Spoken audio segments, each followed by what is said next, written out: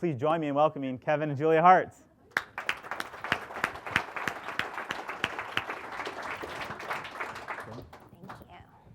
Thank you, Jason. All right, so the format's pretty straightforward here. What we typically do with the events is we'll do them in 3 parts. And the first is just asking you about your background and your journey, your entrepreneurial journey, to the successes that you've had with Eventbrite and how that relates to everybody here. And then we'll just kind of take the conversation any way it goes. And what I mostly try to do is just be really raw and tell folks, like if we were sitting over a beer talking about our businesses, and these folks here were listening in, and they could hear all the juicy, interesting stuff that we were talking about, that's the kind of conversation that we usually like to have. And then we'll open it up for questions in a little bit. And we'll go from there, and that's typically the format of what we do. You're making Julia nervous already because she knows if I'm a lightweight, if I have just one beer, you never know what I'm going to say. Should have given her a beer. Yeah. Can we get some shots? Some vodka for Kevin over here. All right, so what I'd love to just start off with is, and by the way, let's just so you get a sense of the room. How many of you right now in the room are currently running or plan to start your own business in the next 6 months? All right. And how many of you have raised or plan to raise money in the next year? So you can kind of get a sense. We have at least half the audience that are entrepreneurs or planning to start the entrepreneur journey. And then the rest are folks that are pretty closely associated with tech. And how many of you were already familiar with Eventbrite before you came here this evening? I love it. How many of you have used Eventbrite? How many of you are going to use Eventbrite tonight? All right, I love it. Ooh, how many of you are lying? No. Thank you. So why don't we start off actually with the very basics. What is Eventbrite? What was the idea for it? And then what was each of your journey to get there? And one of the things that I certainly want to talk about is the whole dynamic of being married and being co-founders. Sure. I find really fascinating. So why don't we start off with Eventbrite and we can go from there. So Eventbrite is really the original notion for Eventbrite is what it is today, which is extremely gratifying. I'm sure you can understand as entrepreneurs yourself. Eventbrite is a way to enable anybody to create a live experience. So just the way that Jason has created something really special here with Startups Uncensored, that's what we want to empower with Eventbrite. And we set out to do that by creating an online tool that anybody could use to gather people around a common interest or passion, and really started with that transactional element of how do you sell tickets online. And when we started Eventbrite, there wasn't really anything out there that you and I could use to create an event and sell tickets online and actually have that transaction be successcul. So that When did you start Eventbrite? We started Eventbrite in 2006, and my background actually starts here. Well, I grew up in Santa Cruz, but I went to Pepperdine, and I majored in television production, and I thankfully parlayed my major into a career. My parents didn't kill me, but I worked at MTV as a development executive. But I did work on the first season and the first movie of Jackass, so my parents were still not thrilled. And then I went on to FX Network, so I worked on the second and third season of Nip Tuck, the fourth and fifth of The Shield, and the first and second of Rescue Me. So I had a great experience, got to see a lot of really amazing content be made. And I met Kevin during that time and lived vicariously through him. Kevin was in the Bay Area and doing his second startup, and I got to learn all about tech and all about Silicon Valley from afar. And had you guys started dating at this point, or were you just we friends? did. We started dating. We met at a wedding in Santa Barbara. It was actually my boss from MTV married his former classmate from Stanford. So it was like geeks and too cool for school MTV kids, and we were the product of that, I guess. And so so I became sort of enamored with the tech industry through him. And when we got engaged, I decided to move to San Francisco, which was such a great choice. Now, 2 children later, we have both sets of grandparents around. But I almost took a job at Current TV, and so that was a startup in itself. It's the Al Gore project, and it's based up in San Francisco. And basically, right around that time, Kevin said, you could go do that, or we could start a company together and you could work for free. And I was like, why does that sound like such a good idea? And serial entrepreneurs, yeah, exactly. Till death do us part and free labor. Exactly. Cup of noodles. So serial entrepreneurs are dreamers. That's what I learned right off the bat. Did you have any interest in tech though? I mean, as you were going to production, work MTV. I was not an entrepreneur. I mean, I absolutely did not imagine. I was not the kid on the corner with the lemonade stand. I was a ballerina. I was really good at taking direction. I was really good at climbing the corporate ladder. I was totally just fine. Were you tech-oriented at all? Yeah, I was tech-oriented, and I loved to tinker. I mean, in hindsight now, so I don't know what really got me to say, yeah, that sounds like a great idea. Let me take the leap. I kind of can't remember that time in my life. I blocked it out. But in hindsight, I realized that there were qualities in me that make a great entrepreneur. I love to tinker. I love to figure things out on my own. I love people. I love fostering sort of a sense of engagement and community, and those are things that have really helped me in my role at Eventbrite. But I jumped right into it. I mean, we started working on the product from day one, and I was the customer support team, the marketing team, and the finance team. So there's a lot of stuff to figure out, and I loved that. There was 2 years where it was just the 3 founders, and Who's the third founder? So Renaud Visage is our third founder and co-founding CTO, and he was based in Paris. So not only were we being in the same room for more than 2 days at a time, living together, getting married, we also had a co-founder who was in Paris. So it was quite the motley crew. All right, so we're gonna come back to what that relationship was like, what that was like, getting married and being married and working on the startup together. Kevin, you kind of have this serial entrepreneurial experience up in the Bay. I would say are probably one of the more, and now certainly you too, Julia, but one of the more plugged in entrepreneurs and angel investors in the Bay Area. What was your kind of entrepreneurial path that took you up to Eventbrite? Well, I think it's when you're, and this is a great lesson or something that's been very near and dear to me, is to when you see that talent to really gravitate towards it. And my experience or break was luck and fortune, or whatever you want to call it, of being around the formation of PayPal. I was never an employee of PayPal, but I was an advisor and investor when they were getting started, and it was one of those kind of magic moments in the Valley where Peter Thiel and Max Levchin were able to draw together a very special group of people, and you could feel that. And it what really. What were you doing at PayPal?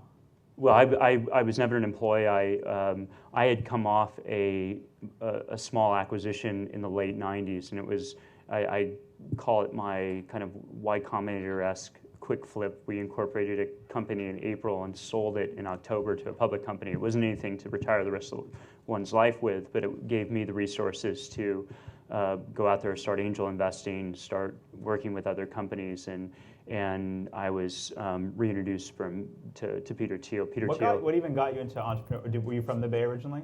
I was from the Bay Area. I grew up in the East Bay in the Berkeley Hills, and I think it was really just I love to learn. I love to experience new things. I love being around really bright people and passionate people, and that is what technology is all about. And the Bay Area in Silicon Valley has been that kind of melting pot or breeding point of it. The exciting thing that's happened, fast forwarding to today, is that it's blossoming in so many different places, including Los Angeles, including New York, including Berlin, including London, and so on. So it's great to see that. Where did you very first start? I mean, were you an entrepreneur in college? Like, what was the very first job you had or entrepreneurial thing you did?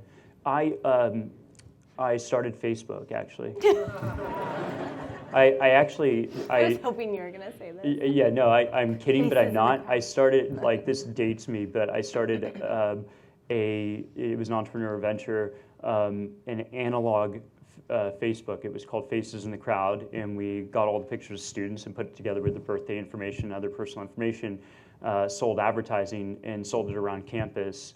I was, I'm certainly not a Winklevi or anything like that. But it was a great, this was for Stanford. It was a great entrepreneurial venture, and got that taste of. Did it help you get any girls back then? I don't know. All right, so you get that. What do you do next? Well, what really introduced me is in the late '90s there was a company called Silicon Graphics, and Silicon Graphics in its day was this great workstation business where there were a lot of bright minds. It was this Disneyland for geeks where you had high performance workstations that had great graphics accelerators, that had fast processors. Our whole campus had. So you were technically oriented though, right? I mean, you had. I actually came in. I was a history and applied earth sciences background, and through just the happenstance and interest again in this, in kind of finding areas of growth and interest and intellect and change. It was the time that the first .com boom was happening. It was just a gravitational force that pulled me into it. So, I had taken computer science classes. I had a Commodore growing up, but I wasn't a CS major and wrote very little code. Nothing I could brag about. Well, if you did, it's certainly no one here would know the difference. So feel free to brag away. All right, so you're at that company, and then what was the path that led you up to Eventbrite? Well, a few things. I think a company like Silicon Graphics, you had a concentration. There was also a diaspora there. Jim Clark, the founder of Netscape, came out of Silicon Graphics, and a lot of other startups kind of spun out of that.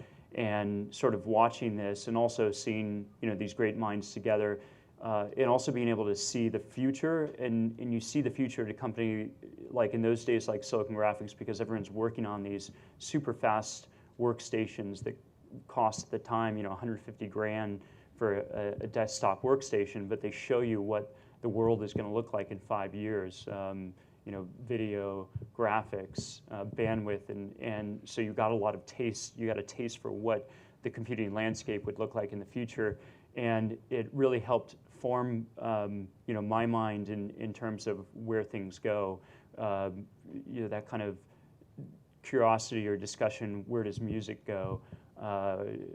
From the time of being on CDs to where we are today. Where do books go? How does the world change and is impacted and reinvented by technology? So I'd say that was the great lesson of Silicon Graphics. Connect Group, the startup I mentioned, was one of those terrific kind of fast, somewhat lucky flips that opened a lot of doors. But it was really kind of watching PayPal from sort of the front row of seeing this immensely talented team battle. And you're an angel investor in PayPal? I was the first investor in PayPal.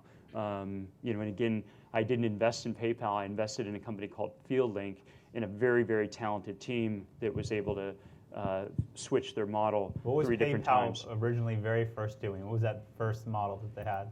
Mobile security, which is ironic because today I'm on the board of a company called Lookout, which is a mobile security company, which actually started down here but it was way ahead of its time, and the team had enough insight to make that pivot, and then they moved to transferring money between, at the time they were Palm Pilots. So one of the things that comes up a lot is this theme of knowing when to pivot, yes, right, and when to evolve. And I think that's probably one of the, that's an example we bring up a lot, but if you look at a company that has as much success as PayPal did, but started in the mobile space, but providing a completely different value prop, right? I think that's something that probably in Southern California, we're not as quick to iterate as in the Bay, and it's an important lesson for us all to learn. It's a lesson, but it's a double-edged sword. Be very careful and be very calculated. I think a lot of times, pressures, investors, and so on. I see this happening today. They'll be impatient of investors. We made a major mistake at Zoom that almost put us out of business, and that Zoom is the company. I started before Eventbrite, and Zoom is a money transfer business. You started like 500 companies, right? Is that about the number? That's Dave McClure, 500 startups. No, I've founded 3 companies. But Zoom is a money transfer business, and we were helping consumers. We were competing with Western Union. We help consumers send money back to their families overseas. And last year we moved a few $1 billion, and that company went through some real trials in terms of regulatory challenges, fraud, and so on. And there was a lot of pressure in different areas to grow faster, and there was always questioning of, is this the right business model? And we veered off the tracks. I was having this a late night conversation last night with an entrepreneur about this, where we kind of succumbed or lost a little bit of our faith and said, oh, we're gonna be a back-end remittance service for big banks. And it took us a year and a half off track. So that pivot was absolutely wrong. And it was only when we really refocused on the consumer business that things really took off, and the market absolutely is there, and the company is really up and running. So let's talk about the Eventbrite story, and let's hit on some of the major milestones, and then we'll go backwards. So today, it's been 6 years, right, Yes. since you started the company, since Mm-hmm. 2006. How many overall users do you have at Eventbrite? How many folks have signed up and created accounts? Well, I think our, we have all our vanity metrics. You've got to have your vanity metrics. And it's really exciting is that just as of a few weeks ago, we've processed $1 billion worth of tickets, since our inception. And that's our gross ticket sales. So that's the amount of money that we've enabled all our customers to sell in terms of tickets. And that's, on an average. What percent of the events are free events versus paid events? It's actually about 50-50. That's great. But the exciting thing about that, we'd always been vexed, and that is where, what you asked about pivots. We didn't pivot, but we adapted, and there's pivoting, switching your model, and then there's adapting, and you brought up free events. What we saw is people started publishing free events when we offered a $0 value ticket, and we had originally built that feature as a request for, if you had a member of the press or a volunteer and you wanted to have. So actually, when you started Eventbrite, there was no concept of a free ticket. That's right. Oh wow, I didn't There's even know no that. free ticket, you see. And it was by accident that or by kind of circuitous means that all of a sudden we started seeing people publishing free events and saying, oh my God, they're cheating the system. They're getting to use this full-featured system at no cost. But then we looked at it. We did some deep analysis of it, and that's another side that we are big fans of heavy analytics. Our head of finance is a physicist, not an accountant. And what we saw is that it was giving brand exposure. It was helping the product reach all these different audiences and all these different people. And we have a metric that we call ATO. It has a sinister notion externally. It means account takeover generally, but we call it attendee to organizer metric. And that is the percentage of attendees that convert to organizers, to sellers on our system. You really ended up doing the inverse business model of the classic Bay Area. You started off with a paid product, and then you turned that paid product exactly. free What's afterwards. the opposite of freemium? Yeah, So did you get to profitability pretty quickly? I mean, if day one you were just charging for the product, I mean, you must have... At 3 people, two not taking salaries. It's Yeah. pretty easy to get to profitability. Yeah. right away. Yeah. And then the irony is you take venture money, and we took our first institutional So round how from much Sequoia. have you raised now? It's public how much you've raised, right? We've raised $79 million. It's quite a bit of money. It is, but we've also we're very proud of the fact that we have $55 million still in the bank. So, one of the things. One of the things, if I can jump in, Reid Hoffman once told me. Reid Hoffman once told me one time. I'm talking too much. Sorry, Jason. No. Trust me, if we were over a We beer, get I whiplash. cut you off just as much. I've somewhat mastered the art of cutting people off. Reid Hoffman once told me one time as we were sitting down for lunch, if you ever have, whenever you have the opportunity to raise money, go raise. And I think that's within the lens of trying to really build a $1 billion company or something you're taking public. But tell me what you think about that philosophy. Right on. At Eventbrite, at Zoom, we raised money when we had to raise money. It was painful and dilutive. At Eventbrite, we always raised money when we didn't need to raise money, and the term sheets and the money was far simpler to raise, and we Is always it raised hard ahead to of the stay- curve. Is it hard to stay disciplined with that much cash on hand? No, it was built into our DNA, which came from the first 2 years of writing checks out of our own bank account. I mean, that definitely gets you into a mindset of knowing where every dollar is going and knowing that you're getting a strong ROI on that. We're not, we're frugal. We're frugal, but we're not sort of foolish about not spending money, if that makes sense. And so when we raised from Sequoia, it was I strongly believe in making your first raise very strategic. So we went out at the end of 2009, met with everyone in the Valley, pitched them Eventbrite. Many people already knew Eventbrite because we were either close to them or they had experienced the product. Was that the first raise in 2009? That was the first product. Oh, that was wow. the first raise. Venture raise. In venture, we did yeah. some angel money and our own money before that. But that's a long time to be running the product. Right? Yeah. And at that point, we knew where we wanted to go. We knew who we needed to hire. We knew what we needed to do to get to the next point. And so we went out with a sort of blueprint and the results. And we also said, a lot of people we sort of stayed in touch with over a year's time. We said, at the beginning of 2009, we said we'd do this, and we were towards the end of 2009, and it was like, and we did it. And that was sort of like this big novel idea in the room, like, wow. So that spoke for itself. And so we went out with the results, and we closed around Sequoia. Sequoia was our first choice, really. And How much that did you was raise in that round? we raised $6.5 million. $6.5 million, and that was a strategic partnership because they certainly weren't the most generous offer out there. We were able to kind of pick from a few different term sheets. So why'd you go with them if they weren't the most So generous? Sequoia for us was a really strategic partner because we'd worked with them in the past. So Roelof does serve on the board of Zoom, so he was a known entity to us. He was a trusted partner. He'd been giving us advice and tracking our business for a very long time. So we knew that he had our best interests in mind, as well as knew us as entrepreneurs and knew what the business was about and believed it. And Sequoia in themselves is that they're a really great ally. You never really want to get them on your bad side, but they're a really great ally. So in the Valley, they've been able to sort of block and tackle for us. They've been a huge asset for hiring. They've guided us really well.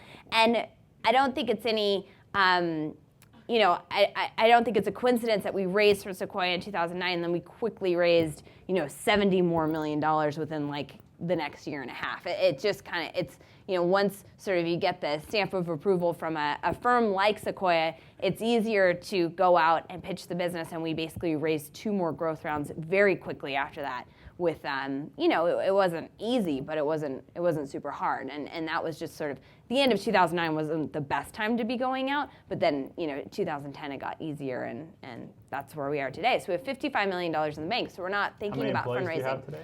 200.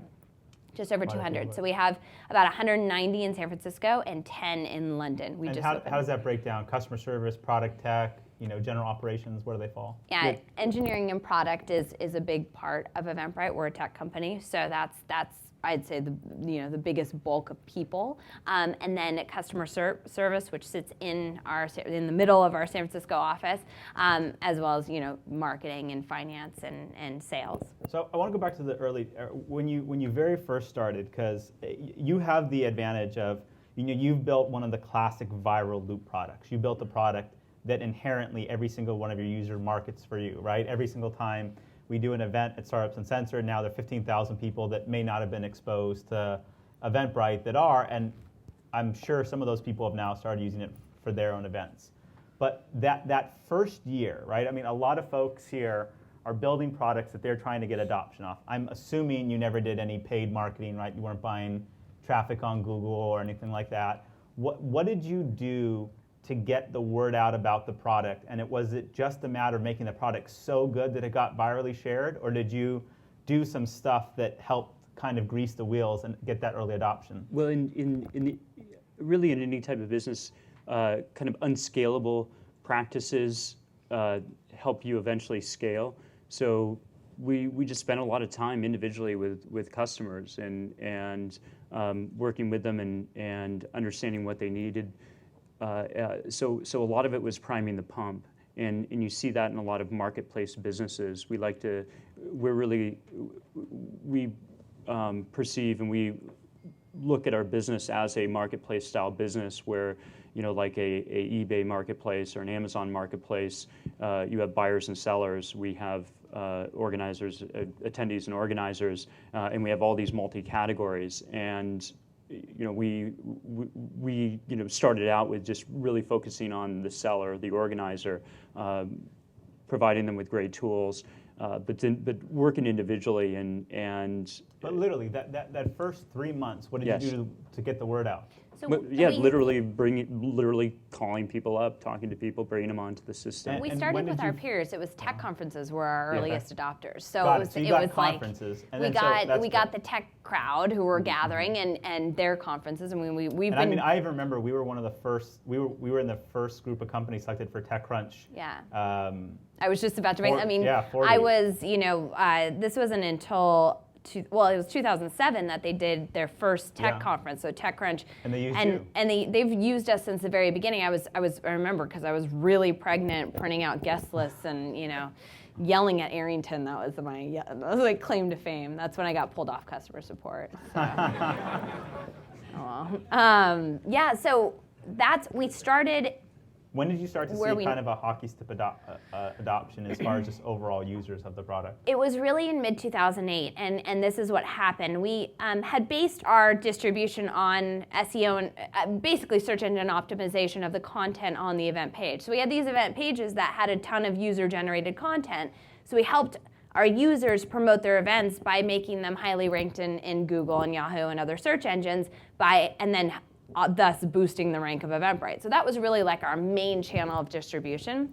And we started to notice that Facebook started to pop up in the top 10 drivers of traffic to our site. And so when we went to figure out what was causing that, this was really early days in the newsfeed and prior to Facebook Connect, we realized that we found out that users were taking the event content from their event details and republishing that in Facebook as a Facebook event and then linking back to Eventbrite to sell tickets. So that action of somebody clicking on the link within the Facebook event in the early days of the newsfeed was driving a lot of traffic to our site. So a lesson there is that we were very observational about any sort of spike or trend or potential, habit of our users. And what we did was we immediately, went to Facebook and revealed this data to them, and we became really closely aligned partners, and we're one of the launch partners when Facebook Connect, the first Facebook Connect was released. And so that in itself started to drive a lot of traffic to our site because people were starting to share not only the events they were hosting, but of course then the events they were attending. And that behavior that aligned so closely with the social nature of events really started to help us see that growth. And so if you look at our GTS, our gross ticket sales over time, you can literally pinpoint the place of integration with Facebook and see the curve start to steepen. The big lesson here is that there is a seismic shift in the industry.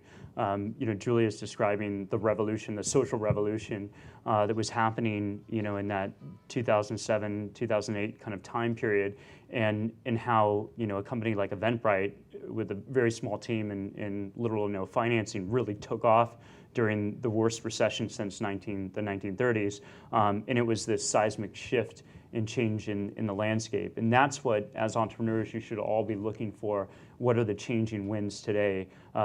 We see that very clearly on the mobile side. We see that with big data and so on. But those kind of trends came at us. We couldn't have predicted that. But when we saw them happening, we took advantage of it. Just as we saw the free events helping drive the business, being acutely observational of the business is really the kind of synopsis, or I would say a very key to helping us get this lift. And that harkens back to PayPal. PayPal didn't know where it was going to get its first customers and growth from, and sellers on eBay started organically taking the PayPal logo and sticking it on their site and using PayPal for eBay, and then they built a deep integration, and the business just blasted off. YouTube actually wrote a lot off of MySpace in the early days, so looking for those natural vectors and those big changes that can really help you grow. Were there any dark days? Were there any times in the first 2 years that you guys looked at each other and thought, this may not work, or there's just something that's so challenging that this sucks?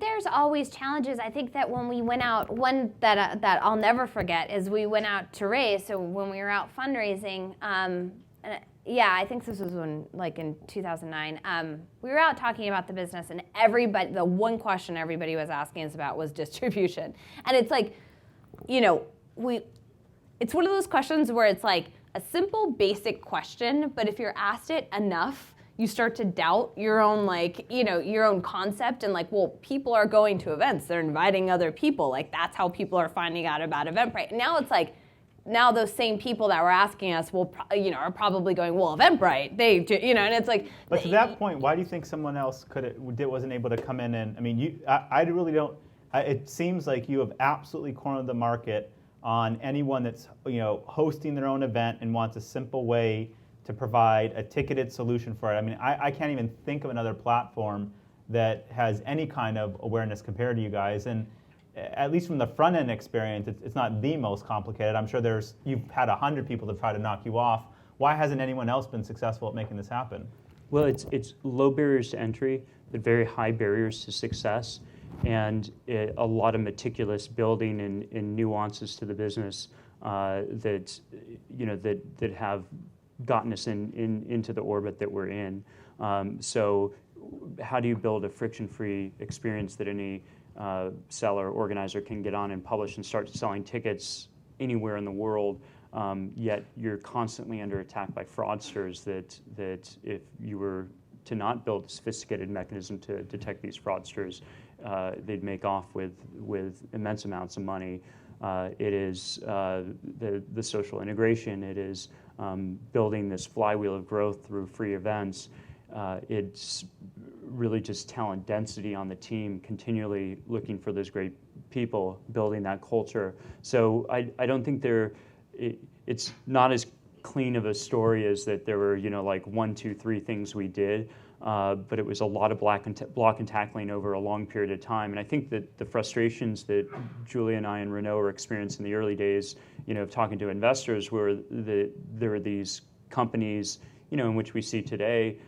Some companies have that ability to scale very fast, to get up their S-curve at an incredibly fast pace, and through we have viral characteristics, but I would say that we're not symmetrically viral, and symmetrical virality means like Facebook, every user is every buyer is a seller, and that's not the case in Eventbrite. Not every attendee is going to convert and hold an event or sell tickets. Mm-hmm. So you look at the Zyngas and so on that could spend tens or 20 millions of dollars a month and scale the business up really fast. In a sense, you're competing for investment dollars against those types of businesses, whereas we're a business that's consistently, over those 20-something quarters that we've been in operation, have gotten consistently bigger each quarter.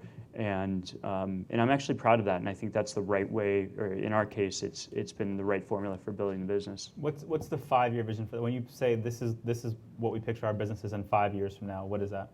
We'll still be at it. I think, Jason, one of the things I wanted to point out, given the audience, is that I actually think one of the ingredients to whatever success we've had to date is that we've always had a long view of the business, and Kevin and I have been unconditionally committed to Eventbrite, and it's been.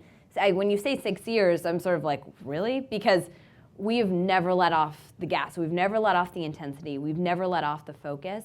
And I think that permeates whatever group you then gather around your dream. Because that commitment and unconditional, just we will always be Eventbrite first, it really does play into that long-term view of a company, right? We're not looking for an exit. We're not looking for that overnight, explosive growth. We're looking to build a sustainable business that will ticket all the world's events someday, right? So you want to eventually one day just straight take on Ticketmaster? Ticketmaster is or the traditional ticketing world is what we imagine as, or what we typically imagine as that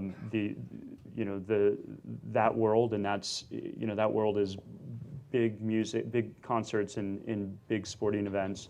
And what we're most excited about is again this kind of Amazon-like notion of powering these live experiences, whether they're here to learn and exchange ideas about startups, or to go to a food festival and experience great food or wine, or to learn at an iOS developers conference, or run in a race. It's really this multi-category commerce business, and it's this pairing of buyers and sellers, building this marketplace where as a consumer you can find anything to do, and as a organizer or seller, you know that you can list or publish with Eventbrite, and you're going to really sell the most tickets and attract the broadest audience. And that's the long-term view of the business that will continue, to take us years and years and decades, or we'll be building out on. Do you want to provide other services to sellers? I mean, is that part of it's all right? Now that you set up the event with us,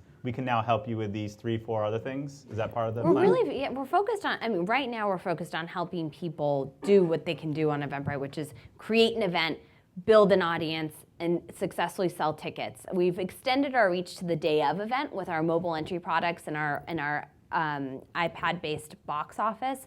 But, we're not necessarily looking at all the other peripheral things right now. We're looking at how we can grow the presence of Eventbrite. Do you want to do a quick user survey? Sure. Cool. How many of you have set up an Eventbrite event? All right. What other feature would you like that it doesn't currently have right now? Just yell it out. Don't raise your hand. Just say something. Just yell at us.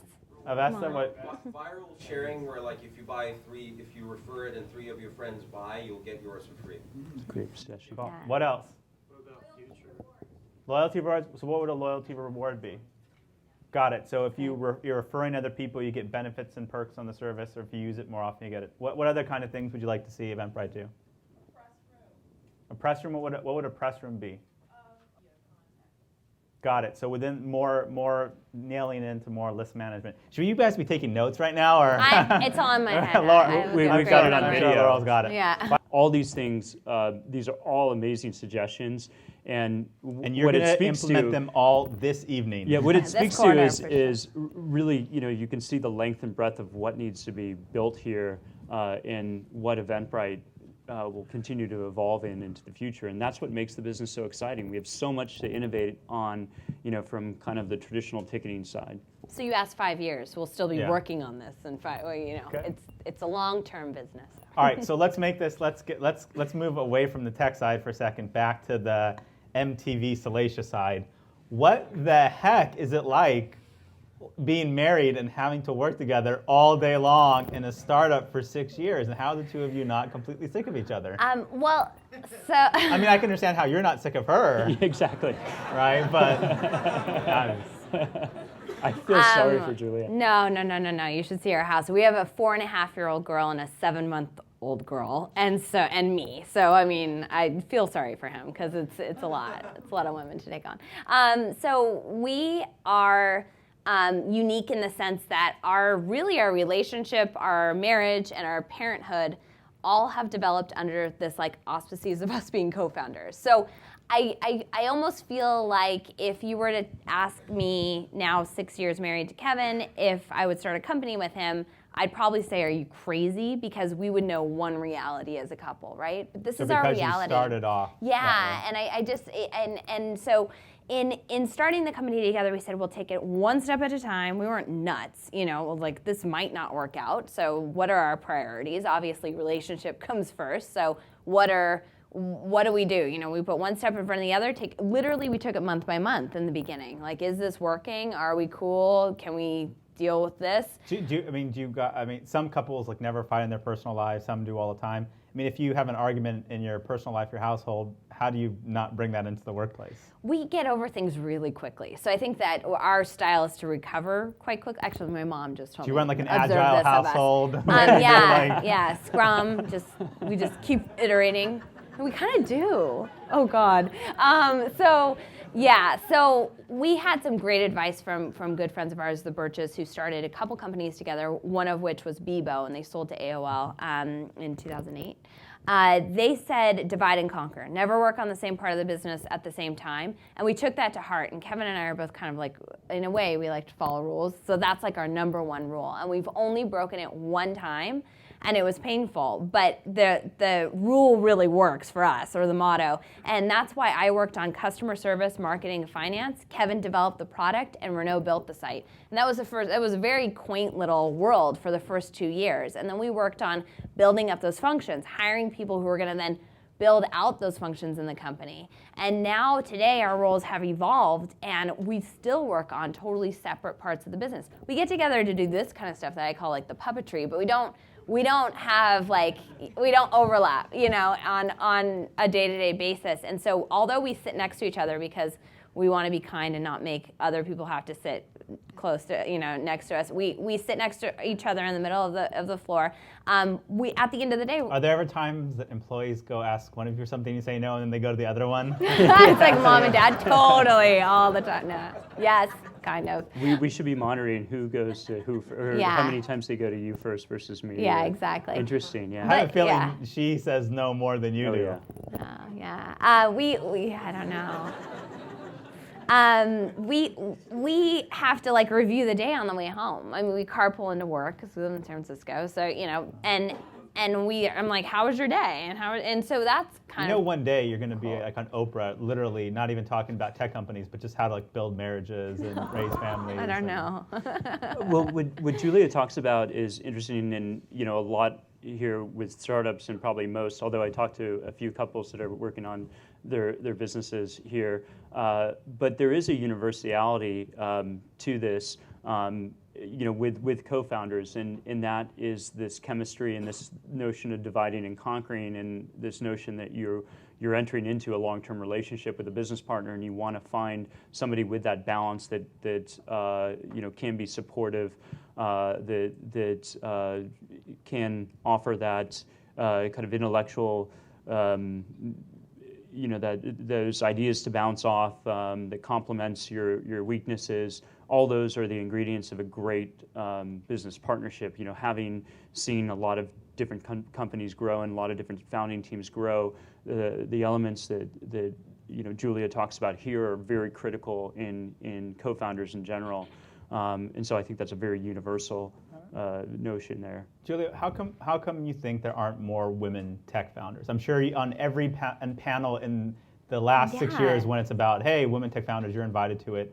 Is it as simple as that, they know that they're going to want to start a family at some point? Is it that there's not social validation for that? What would you say? I think it's changing and shifting, and I'm seeing it shape shift all the time in the Valley. But I think that it does have to do a lot with the milestones in life and how you tackle those. I was just on a panel of 12 founders who are mothers, and USA Today is doing this article, and they did a panel of 12 women founders who aren't mothers yet. And it was just like, I wish they would have mixed us, obviously. They thought about that afterwards. But for us to have gotten over that, like, seemingly, endless high barrier and be on the other end of actually having a family and growing a startup, which are two totally parallel experiences, it was just like this insurmountable challenge, right, to the first group that like, would they ever be able to, they were founders, right, but would they ever be able to have families? And I think that is innate in females to really start to think that can't happen at the same time, because frankly, I mean, at least my generation, we were taught how to go out and get our careers. We weren't taught how to have families too, and so. But to be fair, I mean, you have a lot more flexibility now in Eventbrite than you did those first 18 months. I mean, you were probably working There's 12, more than fairness happening, Jason. It's actually, it really is. It's absolutely way more attainable to have a startup and have a family than it is to be in like some crazy high-powered corporate job and try to have a family, where like the two don't really intermingle and they don't really interact with one another. For some reason, there's just like this perception that it's impossible. And so I think things are changing rapidly, and I think that role models like Sheryl Sandberg, like Marissa Mayer, I think those are just perfect blueprints for females to see that you can actually go out there, create your own company, create your own destiny, and have a family. That's really the only thing that I can see that's standing in the way of these brilliant minds just going out there and making it happen. But I'm not gonna sit here and say like, oh, I did it myself. I like started a company and then I went and had a family. I mean, I had a pretty damn good partner, right? So, and mentor. So it's hard to be prescriptive, but that's sort of what I've observed over the years. Got it. Makes sense. So what's next for Eventbrite? What are the big things that you're working on right now? What takes up your focus? What are the things that you most think about in terms of the business right now? Hiring. It's always the battle for talent, and one of the interesting things is that we were talking about this the other day. You're building a competitive advantage in your business, whether it's fraud abatement or algorithmic recommendations for finding events or so on. But also on the hiring side, you want to find your competitive advantage on how you hire. For example, I was talking to some folks at Palantir, a really high performance company in the Valley that not too many people know about, and they've built just a hiring machine from campuses where it's competitive, where students find it as a badge of honor to get an offer from Palantir. So the students coming out of MIT, have that notion like, oh, I've got to get an offer from Palantir because that shows I'm very cool. The same way, we're building these kind of competitive advantages in hiring. Do you get a lot of employees poached? I mean, are people coming in and trying to take your dev? That's a huge thing right now in the Bay, right? Yeah, incessantly. And you go through phases where you're almost under attack, and that is that's the strength of culture. You build a culture and you build coherence and you build a great place to work. How do you build good culture? I mean, how do you make sure that Eventbrite is a place that people love working at? It's multi-dimensional hiring. So, like my big mistake with Zoom, where Julia has been, absolutely a boom for Eventbrite, is that I hired on a single dimension of high IQ and intelligence, and did not care or look too much at those other dimensions. And if they were good looking. Right. No, actually, on kind of personality chemistry, on the no asshole rule, all these sorts of things, and we literally had garbage cans flying around the office and shouting matches, and we went through a period where it was very hard. It was a very difficult environment to work, and most startups suffer from this. And Julia was really instrumental in looking at building the right chemistry where you have people that are passionate, people that are highly intelligent, but there's also a chemistry of how they work together in the whole process of how we hire and vet hiring and bring people on board. And that has been a critical piece. And then to the point that there are not enough women in tech, and so there you have an undervalued asset, is that we've been hiring a lot of women on engineers, a lot of moms. What are some specific, at 200 people, what are some specific things you do to ensure that it's a great company culture? Like how do you run meetings? What kind of perks do you offer? How is the day structured? Yeah. What do you expect of the managers of folks? So the culture at Eventbrite is ever evolving. That's something that every Brightling can count on. And where we started with the culture was really from the group themselves. So in 2009, when we raised from Sequoia Capital, How many employees did you have at that point? We had 30, and we wanted to grow to 100 in a year, and then likely 100 to 200 in the next year, and that scared the shit out of me. I mean, I've never done this before, so I thought that was a huge company, and that once we went through that hyper-growth period, we'd come out the other end a totally different company without a culture, or a culture that we didn't intend to have in the first place. And I'd seen through Kevin's work in the Valley as an angel investor and an advisor that oftentimes culture was not thought of early enough, and that the company would just skyrocket in headcount, and that would be its common pitfall, right? There was no glue that held anybody together.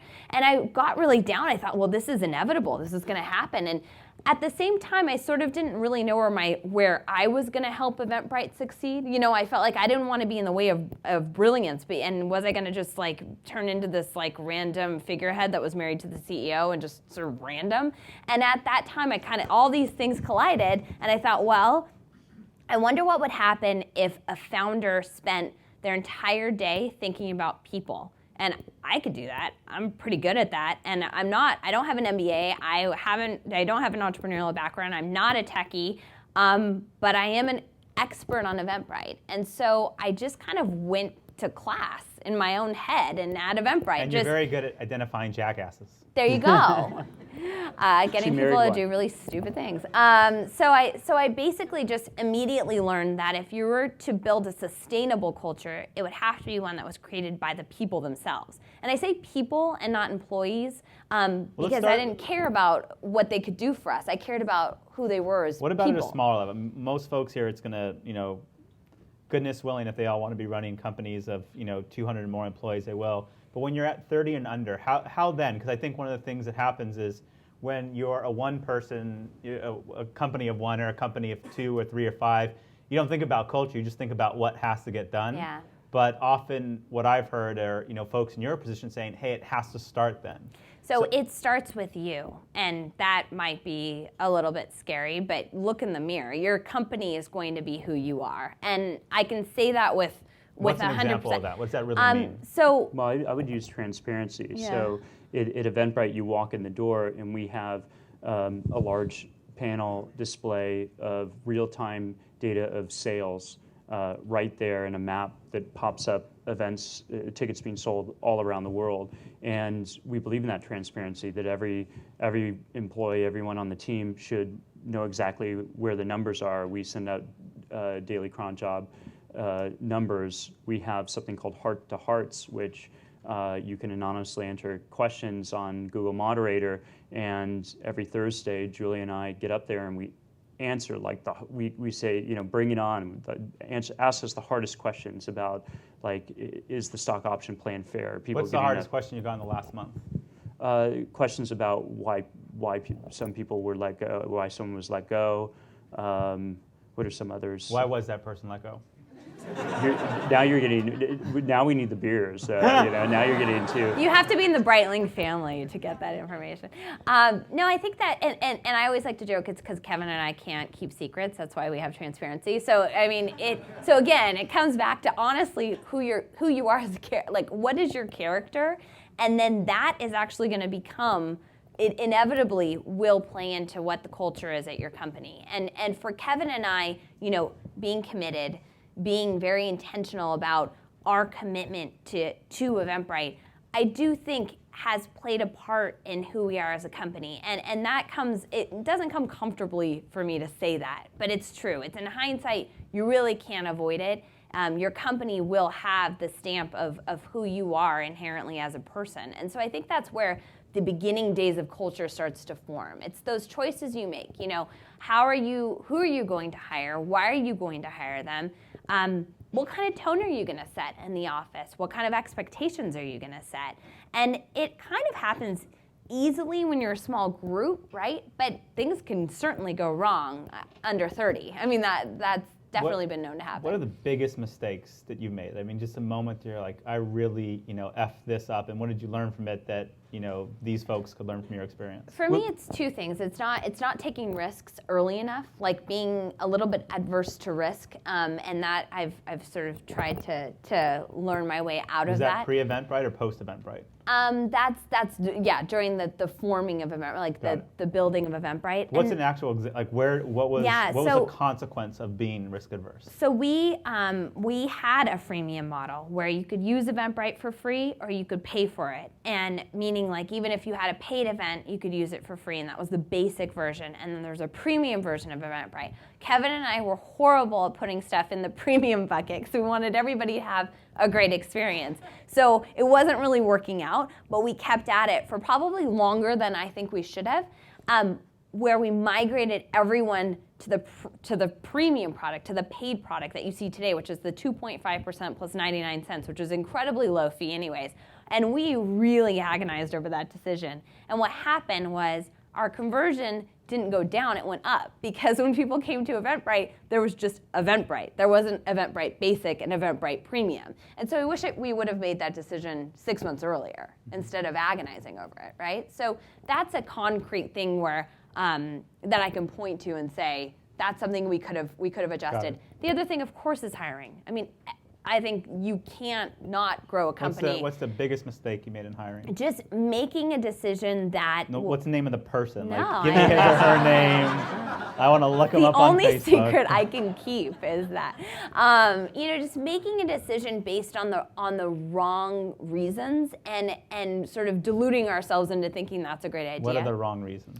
So the wrong reasons could be based on someone's background or based on, on sort of the perception of what you think that person can do. So they go to good schools, they had good companies that they were at before, and it's something a VC would look at and say, hey, you got to hire this person. Yeah, and I think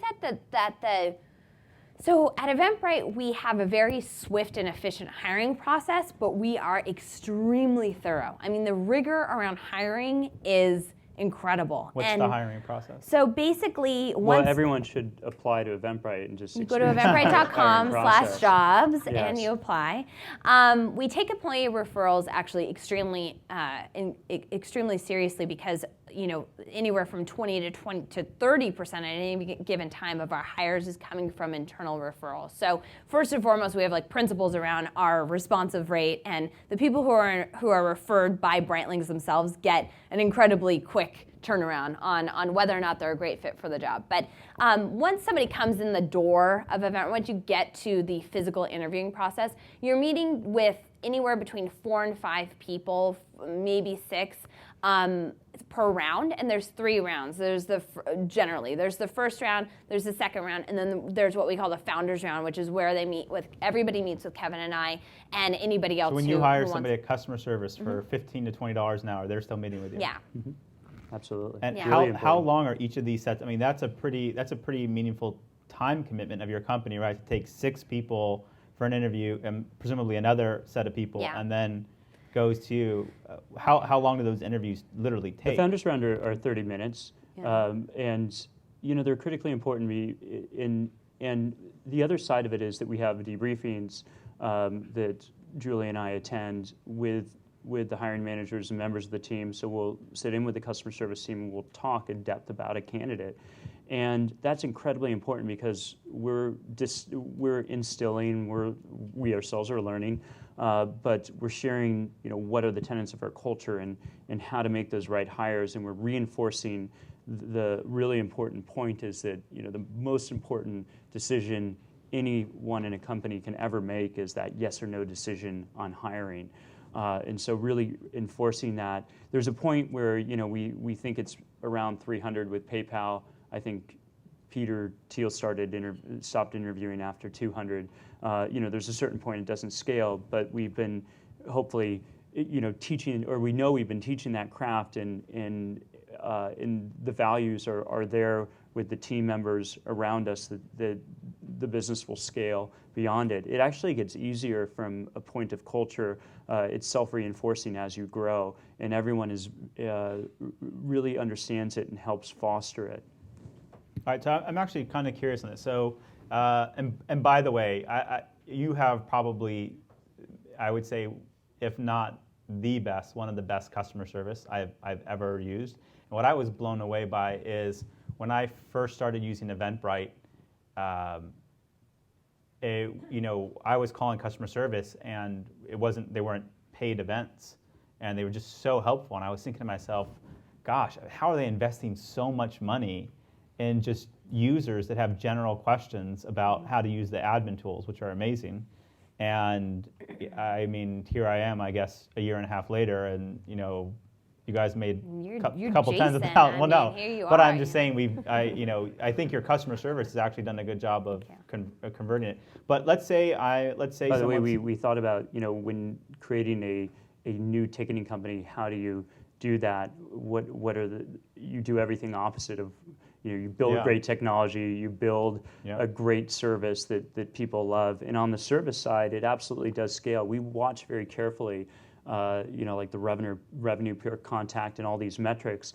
But by having highly trained really personable, great people on that team. Our service team is one of the most passionate, wonderful, energetic groups, and they really have a great time together. It absolutely is like an extension of the sales team. Yeah. I think we had met for the first time at a mixer in the Bay like 2 years ago, right? We were hanging out, and then I like the week before, I was using Eventbrite, and there was someone in customer service named Kevin, and I called him like, hey, can I talk to Kevin again? Like Kevin Hartz?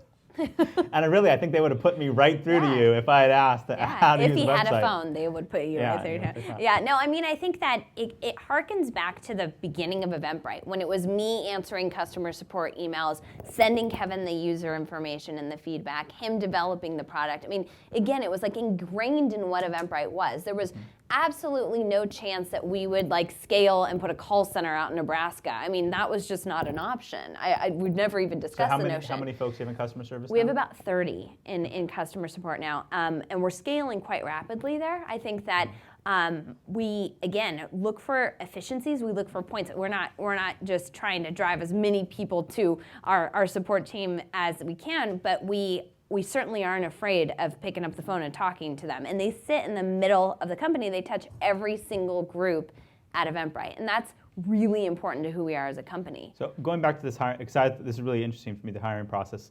Let's say I'm applying for a job as a product manager. All right, so I come in, I get a referral, there's something about the resume I want to see. So that first interview, I meet with 6 people all at once.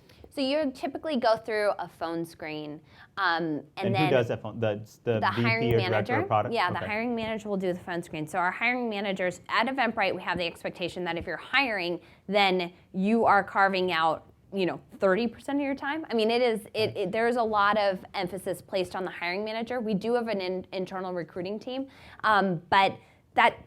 If the hiring manager isn't invested, they are a service team, but it's not like you hand over your rec and then everything just happens magically. So the hiring manager will perform a phone screen, and then you'll come in and you'll meet with anywhere from 4 to 6 people on that team. I mean, that seems a little daunting, right? To sit down and have 4. It's kind of like presenting to the Supreme Court. Well, it's not. Are they all in product? Such a friendly environment. One all right, by so it's one. not at once. Yeah, one by one. Yeah, and one are by all one. 4 to 6 of those people in product, or are they meeting cross-discipline? They're likely in the first round. They are definitely in that group. So you're meeting. Isn't that a lot of just telling your story over and over again to multiple people? I mean, are they really asking different questions? We do, yeah. So what we do is we do a pre-brief with the interview team. So it'll either be over email or preferably in person, where everybody gathers for 10 minutes. The hiring manager says, "Listen, this is what I'm looking for in the role. This is, maybe they're talking about the first candidate. They don't do it for every candidate; it's for the role. But here's the first candidate, and here's where what you should be hitting on, and you should be thinking about this, and you need to be asking about that. And I had these questions around this with this candidate, so can you dig into that?" Then that group gets back together to do a debrief, and basically they report back, right? And they have healthy debate. And I think the best part about our hiring process is that we're absolutely 100% judicious about having that debrief. I've really never seen anybody get hired without the debriefs occurring and taking place. And then in round 2, who do they meet with? Different So than then round 1? So then they'll meet with a different group. So the second round is pretty much what I consider to be the final round. So by the time a candidate gets to founders round, that team is saying, this is our best candidate. We're putting forth this candidate. And basically, Kevin and I are meeting with them so that they can meet with the founders of the company and decide if they really want to come to this company, right? Do you ever veto somebody at that point, someone that they send up to you, do you ever say, I'm seeing something here that the rest of the company didn't see? We'll ask probing questions so it's never a veto, but there's always the moment where you're like, oh yeah, I saw that too. Wait a minute, and that's what the debrief's all about. Oh yeah, I kind of experienced that, and then that starts the conversation where we go back and we find out more information. So we don't ever veto, but we'll ask for somebody to go back and find out more information, whether that be through back channel references or having a frank conversation with the candidate. I think that in the process of finding a job, it shouldn't be a mysterious, opaque process. It should be completely transparent. You're getting in, you're committing your career and your life to a company, and especially at a startup, you know how involved it is. you should be getting as much information as we're getting from you. So it's a process, that you enter into. Jason, it is the hiring manager's ultimate decision. Got it. And we remind them of that, and we may differ in opinion, and they're the ones really spending the time with the candidate, and we'll give our feedback, and we trust our hiring managers, ultimately to make that decision. So when it's not just someone kind of meeting with you for the final step in the process, but you're hiring somebody on a senior level, what are the kind of questions? What are your go-to questions in an interview? Right, I've got these 8 questions that I pretty much ask all the time to start off with. It helps me kind of assess a candidate. What are the kind of things that you ask that over the years you've developed help you kind of figure out something important? I really want to see what somebody has done that's been very impactful. Like one of the interesting things about interviewing people at Google is that we've had this phenomenon where we'll literally interview a half dozen people, and they'll all say they've done the same thing. We built Google Apps to $1 billion. I built Google Apps to $1 billion business. I did this, and really being able to dig in and find. You don't have to work at Google and build a $1 billion Google Apps business, but really understanding what you have substantially built yourself. And what can you hang your hat on? So probing on what they really actually accomplished. Yeah, what have you done what have you built that is impactful? We look a lot at chemistry. We'll probe and kind of knock around to see where they are. Do you have other husband and wife teams working at Eventbrite? We do. We do. I feel like there should be a bonus that if somebody gets married to another coworker at Eventbrite, that they should have like the Hartz Award or something. Well, that bonus is probably illegal. But, we haven't had like a Hartzy. You guys should give away a Hartzy if you marry an Eventbrite coworker. We haven't had a Breitling wedding yet, like where two people have met at Eventbrite and gotten married. But I'm hoping. I love that term, I really want to be a flower What are the girl big mistakes that you see? I mean, because you've now interviewed thousands of candidates. What are the big mistakes that you see people make in the interview process, time in and time out? Look, I think compromising early is that there's an impatience. We all have to get everything done yesterday. No, the candidate. The candidates. So any one of these folks, like my guess is that there's some percentage of folks in here in the room that would love to work for Eventbrite. Yeah, not really understanding or using the product. Yeah, we want to see a passion in the business, and in a deep understanding. So coming in and not being able to speak intelligently about, have those insights of having used the service, or at least, you could test, you can publish a test an event. You don't have to put on a conference or anything, although that's a big bonus. But be fluent with be prepared from a homework side. That speaks a lot about a person in general. All right, so I'll ask one last question, then we'll open it up to Q&A, and we've got about another 15 minutes together. What's your biggest challenge right now? You've got $1 bajillion in the bank. You have 200 employees. You have $1 billion that you've processed. What is the biggest challenge that's facing you in the next 6 months that you're trying to overcome? Growth and focus, for sure. I mean, so we're growing, but like everybody else, we want to be growing faster. Where do you find that growth? And how do you focus in on what's working? Are you going to start buying companies now with this reserve of capital you have? Absolutely not. No, that's. I mean, we've spoken to a number of companies. We haven't been acquisitive.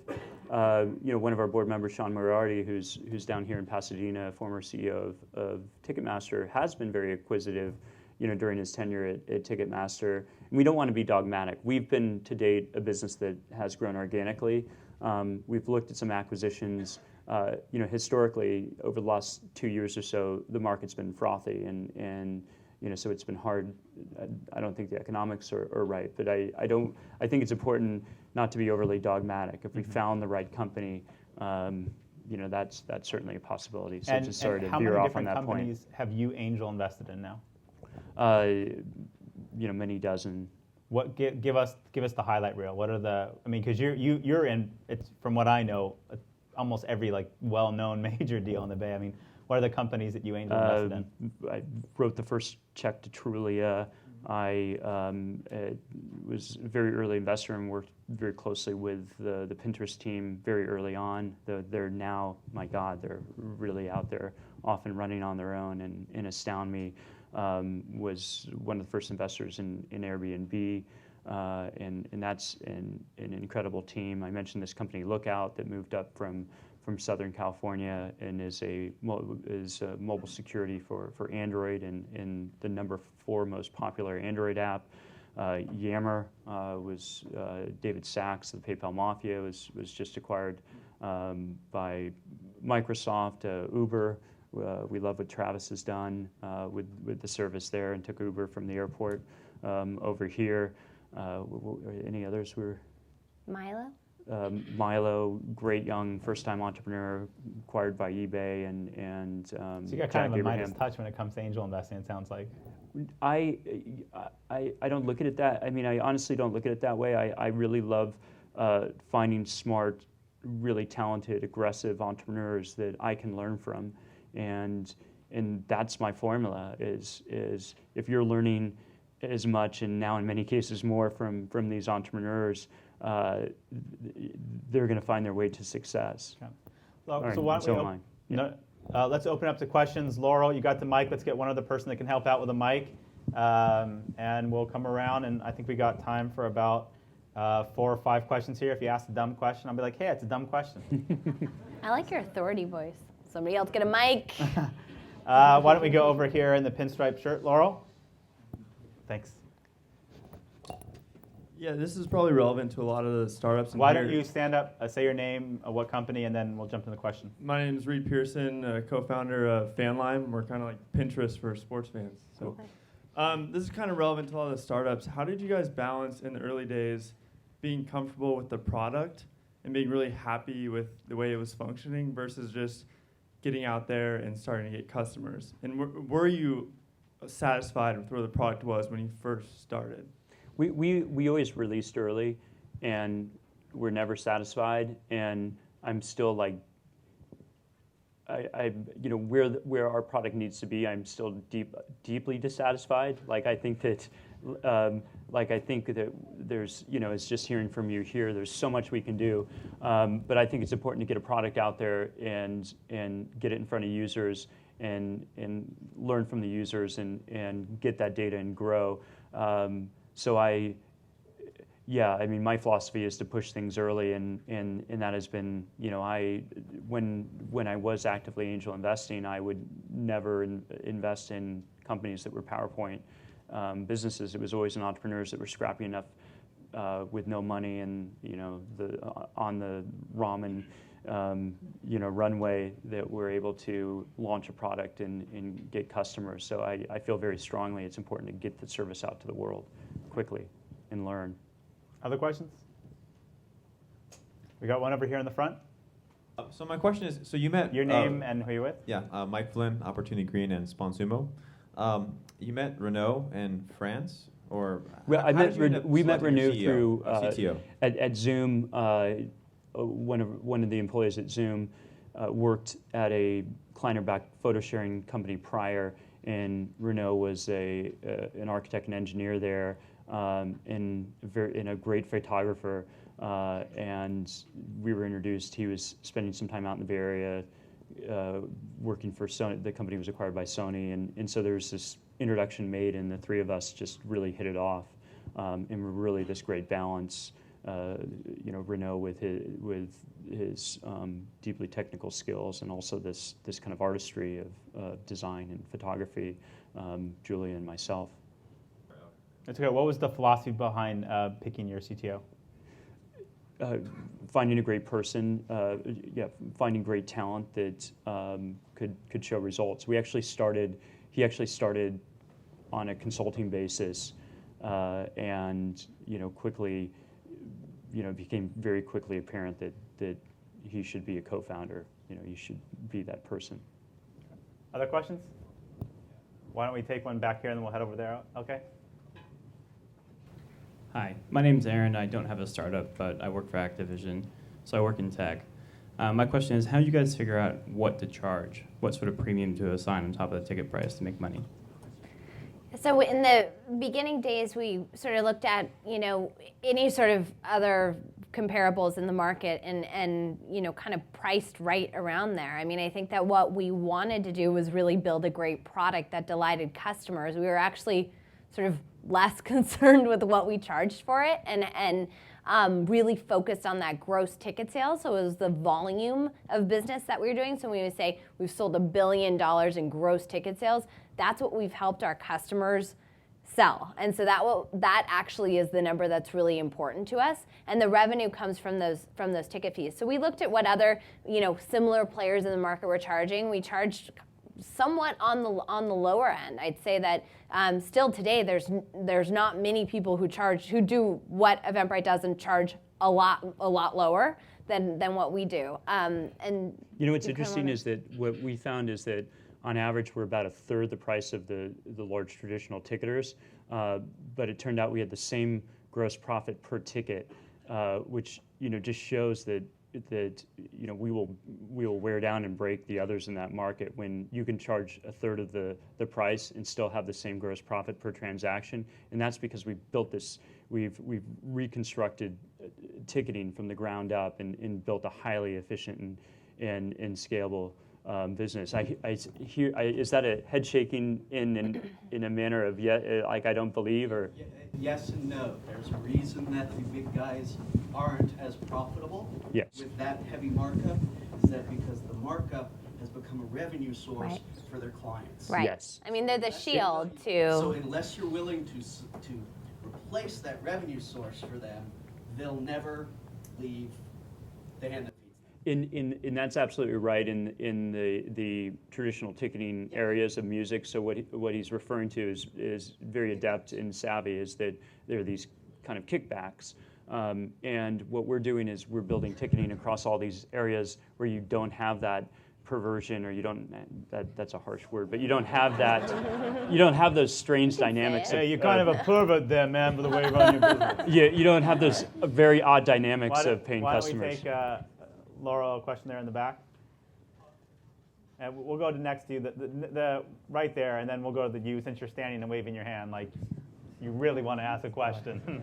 Please. Wait, Jason, I have to just finish up on this, but just the challenge of, what happens when you're providing this money back is that you're jacking up the ticket fee, and then you don't pre-sell tickets, so you end up selling less tickets, and nobody wins in that case. And that's why we've really, haven't. We have all these different categories, whether endurance or conferences or so on, where you can make these great profits, and then we're able to really cut our fees down and take a hit in much lower margins in music and still keep our fees far lower. And that's our goal to it. Changing the business model. Exactly. The service. Exactly.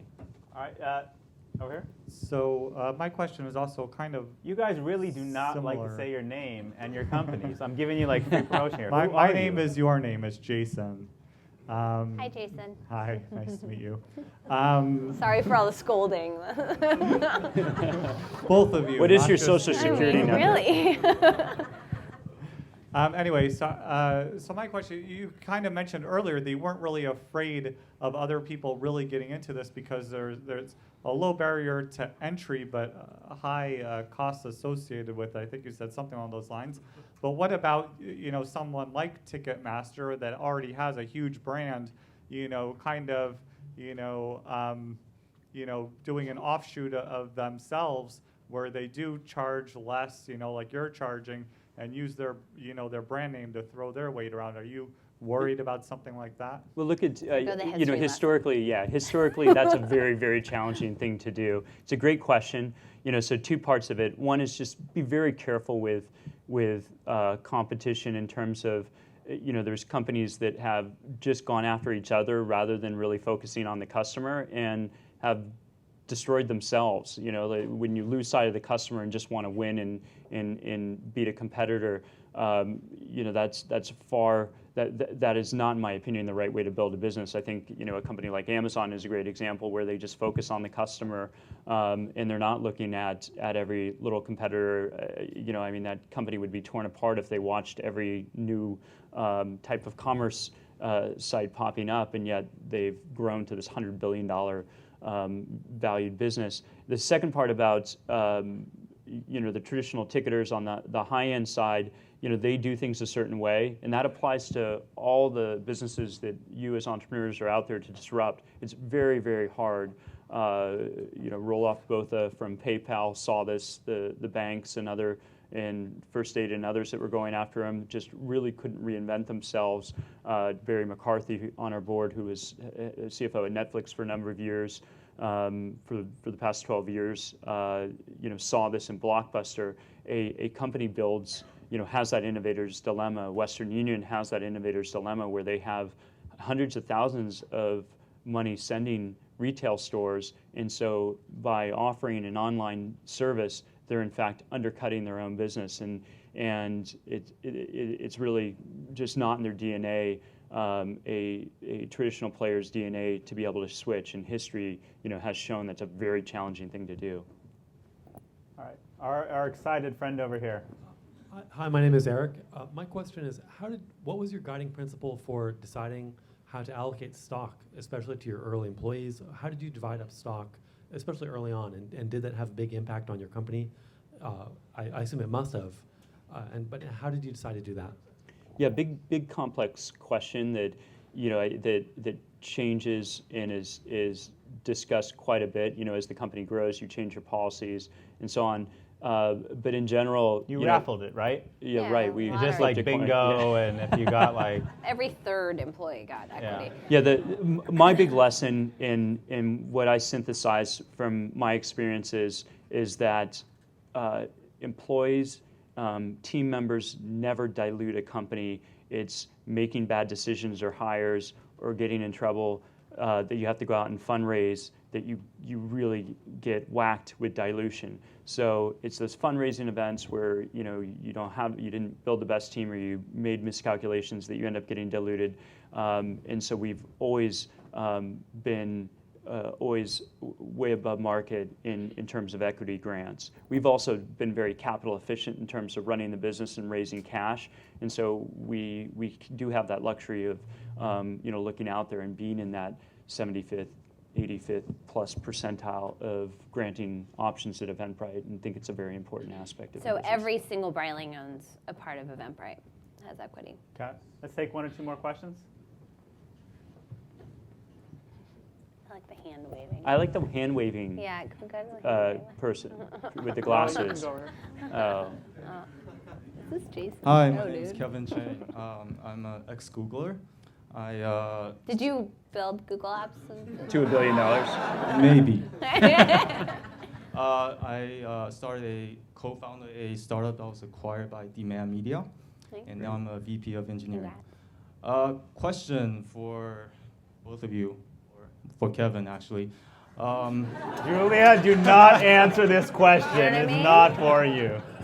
So how important is geography? Could John Herring start to look out here? Could he expand here? And do you plan to stay in San Francisco, because there aren't that many big companies in San Francisco? Do you plan to move to South Bay, where you could hire more I can take that bigger part. companies? Well, I can do that. the first part about John Herring's the founder of Lookout, David Sachs, the founder of Yammer, both moved from Southern California up. And this was a number of years ago. And I think that the market was still developing here. And I feel that things have changed, that you can build a company. I thought their wives just wanted them to move. I thought that's what, no. Actually, quite the In contrary. the case of David, it's actually the opposite. You're probably going to see him more down here. But no, it's important to have a community. It's important, we all know near and dear Hollywood is Hollywood because of all the resources and so on. And you need to build that network and have that support structure. And it's been fledgling in LA, and now we seem to be at that point where you're seeing it foster. And in our latest investors, a group called Tiger Global, have really opened my mind. Like, I think I was too much of a Silicon Valley snob that, everything has to be done in Silicon Valley. And then Lee Fixel and Chase Coleman, really incredible investors. These were people that were on a plane for the past 12, 15 years, going to Indonesia, to India, to Asia, to sub-Saharan Africa, and making tech investments in showing very large returns and big companies being created outside of the valley. And I think that's the exciting aspect of the world today. But the community element's very important. If there's one thing to take away from what we've been saying, it's surrounding yourself by talent, but also having a good network of advisors, of share spaces with companies. When we started next to Trulia and Flickster, and Zingo was in our office for a while, and TripIt, and we had all these companies, and that collaboration is critically important. Now, about San Francisco, I'll let Julia answer that question. Yeah, I mean, that ecosystem feeds and builds off one another. So once you get some sort of density, that's where you really start to see the community form. And for us, when we started Eventbrite in San Francisco, Soma had been a tech, like a dense tech network, and it had broken up. So it was a ghost town. I remember we would walk down the street, and being the historian, he would point out where all these companies had been, and it was quite daunting how vacant it was. And within just a few years, it became the tech epicenter again. And we thought that maybe we were kind of crazy starting Eventbrite in San Francisco, because why wouldn't we be down at the peninsula near, Stanford and all the great other recruiting places? And what's happened is a complete flip. And maybe the last 12 to 18 months especially, San Francisco is absolutely where tech companies want to be. Engineers and everybody else who works at tech companies wants to be near the city. They want to live in the city. And for us, Eventbrite is an events company. I mean, we're all about live experiences. So we're going to be looking for that cultural density anyways. And that's really strong to our DNA. And it's not easy to have a big company in San Francisco, but guess what? It's not easy to have a big company in Palo Alto either. So, at this point, we're sort of on par, and for us, San Francisco is so much about who we are that I will do anything to keep us there. So we have challenges ahead of us, and I'm facing them all the time, but it's worth it, for us, and we are a San Francisco company. Yeah, and just a note on San Francisco in terms of that density: Dropbox, Twitter, Yammer, Eventbrite, Airbnb, Lookout. I mean, I could just keep naming these companies off, and they're all within a mile radius. It's incredible. Path, the list goes on and on and on and on. And there was a head fake a decade ago during the first boom, and it looks very solid. The other thing that's happened in Palo Alto, and sorry to go into this interesting real estate tech stuff, but you should be looking at that here. But the other thing in Palo Alto is that Facebook had so much covered so much of Palo Alto that it drove all entrepreneurs north. And then secondly, now Palantir has done the same thing. They've raised a lot of cash, and they've locked down pretty much every building in downtown Palo Alto to pull off all the talent there. And it's driven, that's why Pinterest just moved a block away from us. So in a moment, we're about to wrap up. Again, we'll be breaking down the room. We'll have food come out for everybody. Kaveh, can you stand up in the back? Also, again, if you are interested in partnering with us to be one of our subject matter experts to teach various courses on DocStock, we're partnering, we're paying for this. Kaveh's a person to talk to. And if you want to get access to DocStock completely free, our premium product, just tweet out right now, hey, @DocStock. I'm a fan of @Eventbrite. Thank you all for coming out, but more importantly, Kevin and Julia, jumping on a plane, taking an entire day out to come do this. For the audience down here, it's pretty rare to get to meet people in the LA ecosphere that have built a company to the success level that you have. And I think it's even more rare to get to meet people that are as humble, down to earth, and transparent as the both of you. And it's very clear to see why you're both so successful. And it's just a real honor for all of us to have you here with us tonight. So thank you so much. Thanks for having us.